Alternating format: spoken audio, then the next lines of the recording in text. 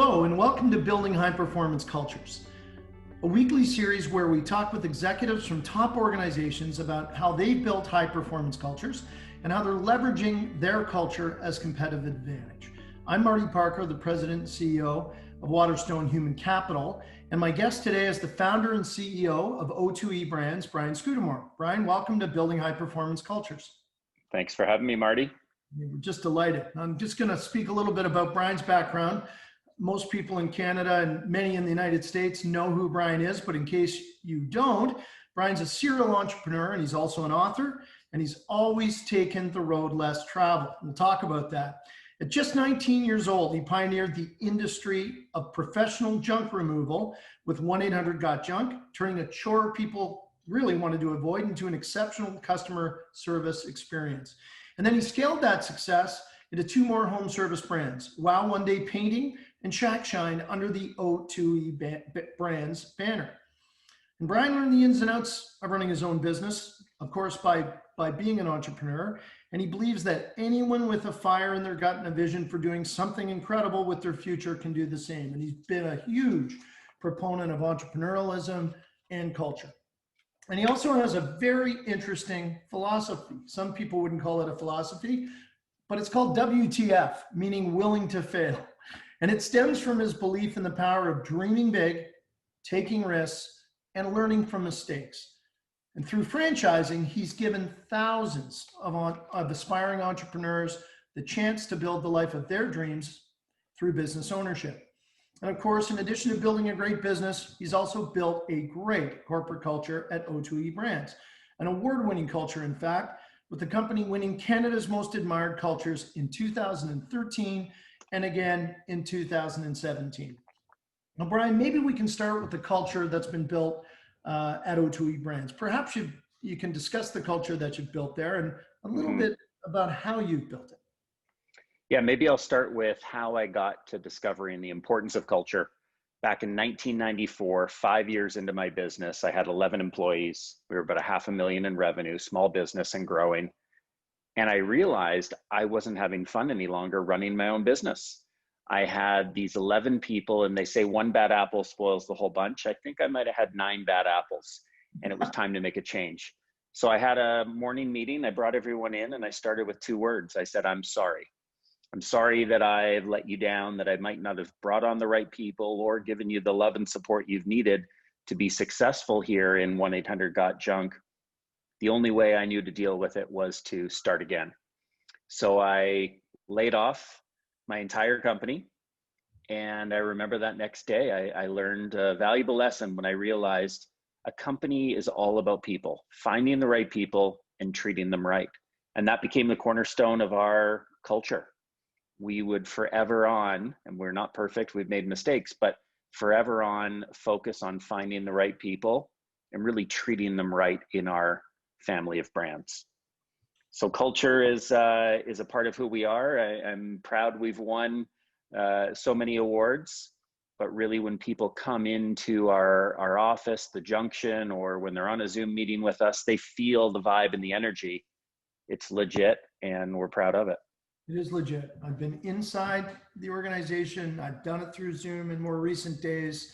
And you're right, it's absolutely legit. But as you said, it wasn't front and center in the early days and didn't really start happening until 1994. But let's take us a few years past that. When you started to really feel that you'd now made the right decision and that the big picture for you was circled around culture, how did that kind of change, and what was the philosophy that kind of followed from that point in time? Well, it just became, we started winning awards. I remember our first kind of culture award was the best company to work for in BC back in 2005. And it was our first year entering the list, and we actually found ourselves on top. We were the #1 company. And people were looking at us. Other companies would call me or an email and say, Brian, what are you guys doing? How did you win this? And I said, we're just focusing on our people, finding the right people and treating them right. And we got people that wanted to come in and meet and interview us and figure out our secret sauce. And I don't know if we really knew our secret sauce intimately, but we started to, through meeting with people and get questions asked by them, we would reflect and say, what is it about O2E Brands that makes things so great. And O2E Brands, by the way, stands for ordinary to exceptional. We find ordinary people and we place them in exceptional opportunities and watch them grow. So I think if we describe our culture, it's a fun, vibrant atmosphere. We believe in vision and trying to do the impossible. We've got a big Walt Disney quote on our wall in the office that says, it's kind of fun to do the impossible.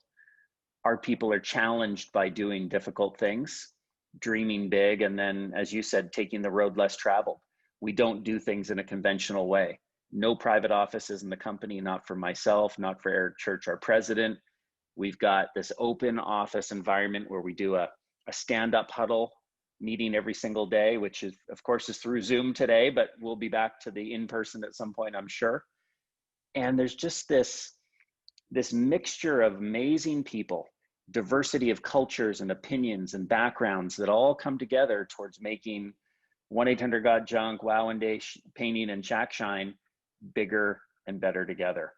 So I think the shift for us in discovering the importance for culture came probably around the early 2000s when we realized culture eats strategy for breakfast was a quote that I had heard. Mm-hmm. And man, that's true.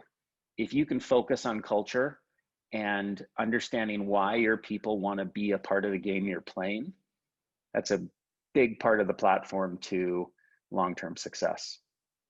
Yeah, 100%. So what's your role today in the culture of O2E Brands? Yeah, so we have a model we call 2 in the box. And so there's Eric Church, our president. There's myself as the CEO, the founder. And we've divided it into 2. We call it the visionary and the implementer.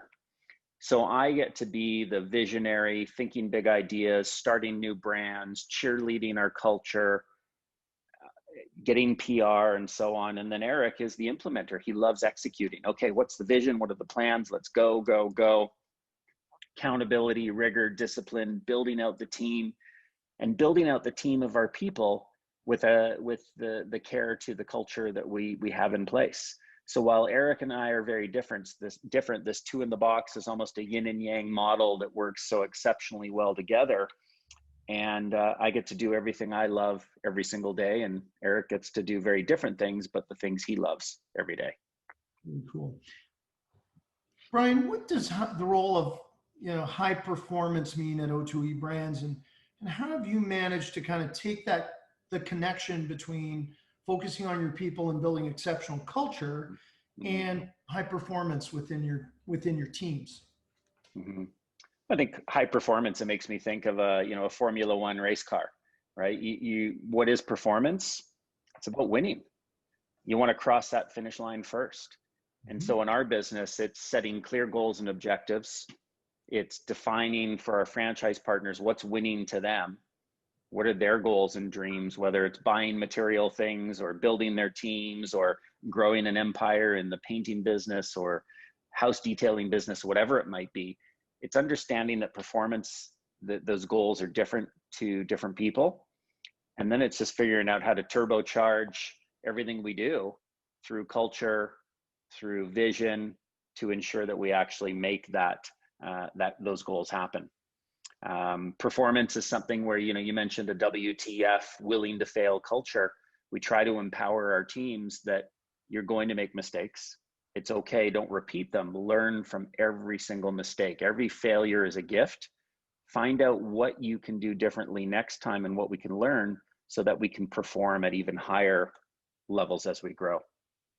Cool. That's super cool. I know you're a big champion, and the organization is of hiring for fit model. I mean, we built our search business around that. But talk a bit about what it looks like when it comes to not only for your team members at O2E Brands, but also for business partners, your franchisees, because I imagine fit is a huge focal point there as well. Mm-hmm. Yeah, well, we say hire on attitude, train on skill. It's a common philosophy out there amongst people, but we really hold to it. We really, really spend time getting to know people. When people come in for an interview at any of the O2E brands, when I meet with people, I often ask them as the first question, how many people have you seen? How many interviews have you had? And I might hear 7, 10, 11, I think is the record. We have a lot of people screen and interview people to find out that not only are they the right fit for us, but is this the right fit for them? We want long-term success. We have so many people that have been with us over 10 years, and we feel proud of that because we found the right people and then we've done our best to treat them right. We have something we call the beer and barbecue test. People often say, how do you interview? And I'm sure at Waterstone, I mean, you must have a lot of formal interview processes and rigor you put people through. We tend to, or I tend to believe, let's simplify it down to get to know someone. How would you feel if you sat down and had a beer with someone? If, Marty, you and I are having a beer together, would I find you interested and interesting? Do we have something in common? Do we have a shared passion for life and what we're building? And so it's understanding over a beer. The beer test is, what's someone like over a beer? I'm not saying you have to go have a beer with them, but imagine yourself having a beer. Do you like the person? First and foremost, do you see them being a fit? And then the barbecue test is, imagine how would they fit in at a company barbecue, a company picnic or party. We're not looking for people to all be extroverts and rah and all the same. We want diversity of opinions and people, but does it fit? When you go into a good house party, there's something going on. You're like, wow, this is a great place to be. We want to know they fit into our house party. Cool. Very cool. When it comes to your employer brand at O2E, how would you describe it and what role does your culture play within it? Our employer brand, it's hire happy people. First and foremost, anyone we bring into our organization as a franchise partner, as a sales center, staff member, it doesn't matter, happy people. I met this woman at a Starbucks a couple of years ago, and I ended up putting a social post on my Instagram and Facebook about her because I was blown away. I walked up and she said, "Hi, how are you today?" And, normal greeting. And she goes, "Could I have your name, please? Because before I ask for your name to put on the cup, I want to make sure I've given you, this is my name, and I want to, then get yours." I thought it was great that most people just say, "What's your name for the cup?" at Starbucks. But she was like, "Here's my name. Now can I ask you yours?" And she was so happy and friendly. And I watched her talk to people, and it didn't slow down the process. It just made it more human. And, those are the type of people we hire, people that smile, people that see the world as glass half full. You think of where we are today, we're in a pandemic. Tragedies aside, I mean, it's a horrible time, but there's gifts, there's positivity, there's great stories, there's people that are still smiling and living life to the best of their ability. Those are the people that we want a part of O2E Brands. Yeah, and they're much easier to identify right now, aren't they, in many regards? For sure. Absolutely. And a bit on that, in terms of managing your brand and managing culture within your business model, and I probably should say business models, because this is not one business that you lead. I imagine when it comes to new franchisees, new employees, there's a pretty detailed, planful way that you go about introducing or managing the various brands under the banner. But what about the culture? Yeah, well, it's again finding those happy people that already have a cultural fit. We're not trying to mold people into our culture. We're finding people that would thrive in our culture. When we're looking for franchise partners, let's say for Shack Shine or Wow One Day, it doesn't matter. We want first and foremost people that go, hey, this isn't about washing windows and cleaning gutters. This is about being the CEO of a home service empire in my area. We want them to see their vision of what they're building, but we want the underlying care for culture. We want to know that they love working with people, they love developing people, they love leading the charge and leading it in a smiley, positive, happy way. Awesome. The world needs more of that. I mean, you can look anywhere in the news right now and you see so many challenging stories politically from different leaders that, the world needs some happiness. And so the type of business I want to forever be a part of is a happy place. We're not Disneyland, and we work hard, play hard, but I want people that feel like, wow, we can do the impossible together and we can have a lot of fun while we do some hard work. Well, Brian, since I've known you, you've always been about, imagine something and you can do it. And so you and your team create painted picture, and you've done it for a long time now to help you visualize the future. And it's built I know you would attribute a lot of the success of your company and your franchisees. Where did that idea come from? And give us a little insight into how it works. Yeah, I discovered vision by accident. I didn't create this. This is something that people throughout, history have used successfully, is the concept of just imagining the future. But how I found it, I was at my parents' summer cottage 8 years into my business. I was at 1 million in revenue. I was in a bit of a doom loop. While I had a profitable, growing business, I didn't feel it was big enough. I didn't feel that as a high school, college dropout, that I could actually continue to grow it. I didn't have the money, the brains, whatever it was. So I went to my parents' cottage, sat on the dock, and I started to go, okay, Brian, enough of the doom loop, negative thinking, start thinking positively. What could the future look like? So I took out a sheet of paper, one page, double-sided, and I started to write, almost like a Jerry Maguire type moment, where I said, what could the future look like if only I could imagine? And I said, we'd be in the top 30 metros in North America. We'd be the FedEx of junk removal with clean, shiny trucks, friendly uniformed drivers. I said, we'd be on the Oprah Winfrey show. All sorts of big things that I didn't say I hope to be here or want to be. I said, we will make these things happen. And I took this sheet of paper, and at the end of that, couple hours creating it, I looked at it and I'm like, wow, I can see this possibility. And so I remember sharing that painted picture with people in my company. I felt so hopeful and so driven. And it was interesting. It divided my company, a small company at that time, million in revenue, into two camps. One group who said they'd read it and go, Brian, I think you're smoking some hope dope here. Like, good luck making this happen. The other side would say, wow, this is compelling. This is exciting. I don't know how we're going to get there, but I want to be a part of helping. And it got rid of the wrong people, kept the right people for me who believed in what I saw. And off we went to take this painted picture as not a roadmap, because it didn't tell us how to get there, but as a destination for what it could look and feel like. And by the end of 2003, right on target, we got there. We hit the top 30 metros, and we were the FedEx of junk removal, and we were on Oprah. All these great things happened. So it's one of those things where I believe that you start with what does the future look like, and don't get bogged down in how to get there. And anyone who's listening, watching this, if they want to, send me a social media kind of note on Instagram or Facebook, LinkedIn, whatever, and ask for the painted picture, I'm happy to send you my process of how I created it and share our painted picture. That's awesome and very generous of you to offer that. Now, speaking of which, in your book, WTF, Willing to Fail, I got to keep saying that. It's a great title. You talk about falling upward.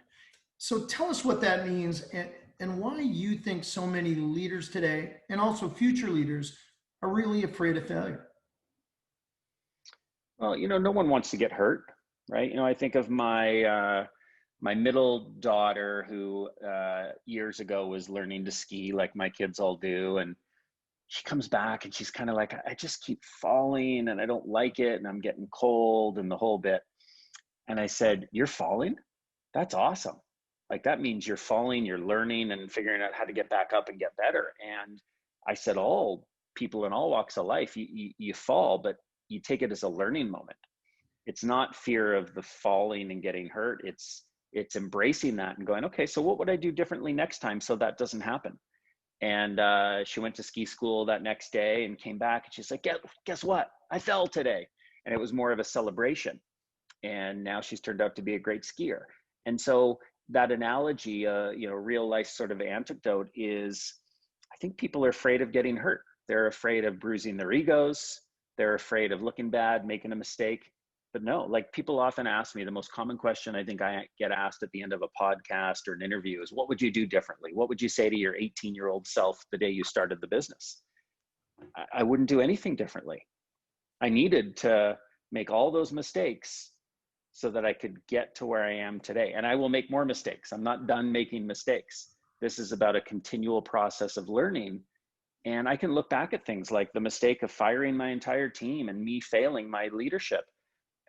I had to make that mistake to learn what culture was all about and the importance of finding the right people and how to treat them right.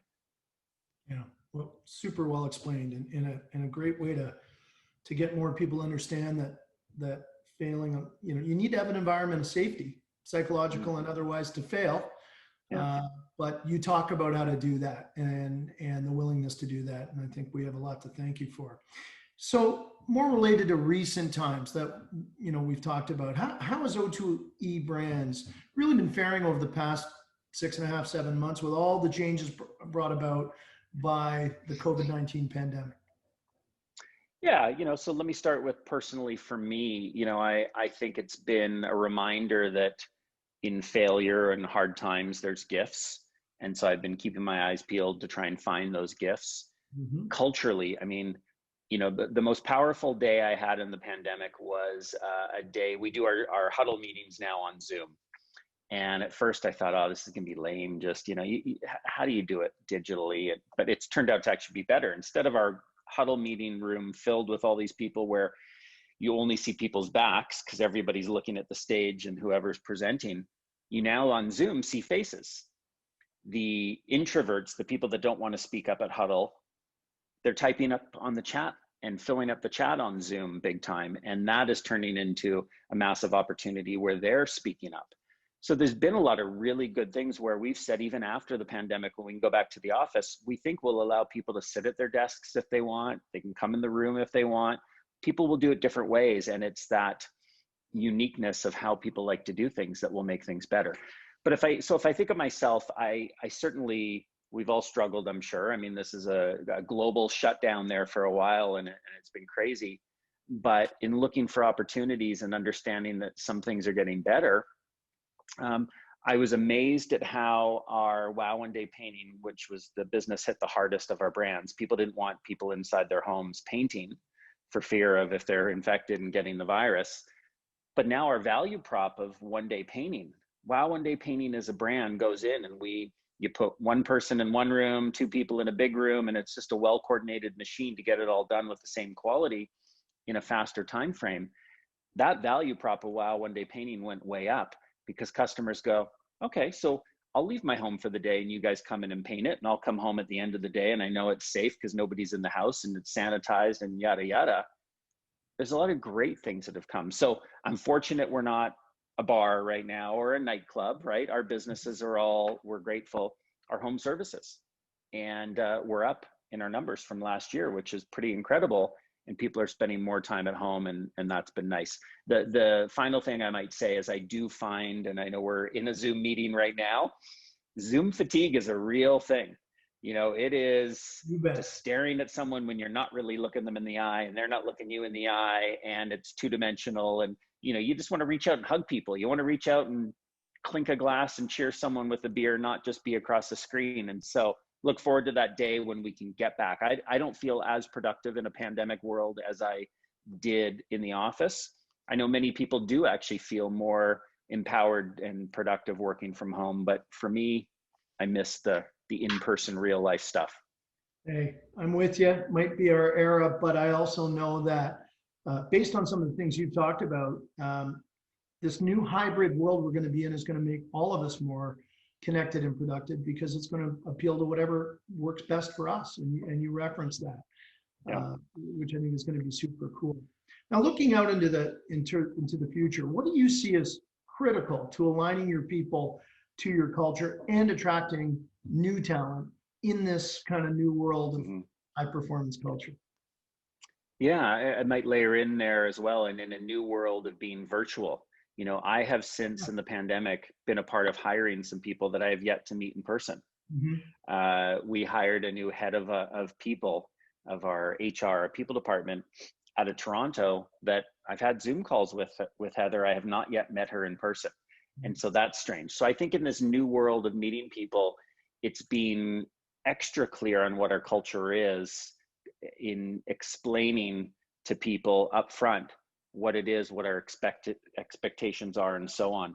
Because we used to depend on people just coming into the junction and feeling it and getting it and seeing it and being a part of it. Well, now in a virtual world, I think that, or a hybrid virtual world, it's being really crystal clear with people what is the culture and how do we maintain it while we're not all in the same room physically. Right. And on that same note, what trends do you foresee coming in terms of this new world of building high performance cultures? Yeah, I think there's no going back to a everyone in the office type model. I think there'll be less travel. I think there'll be more Zoom meetings. There'll be more flexibility for people to work from home or maybe different countries if they want to go travel or whatever it might be. So I think there's a lot of good trends that will happen there. But I think the high performance side, it's being really conscious and intentional of how do we still meet in person, balanced with the flexibility.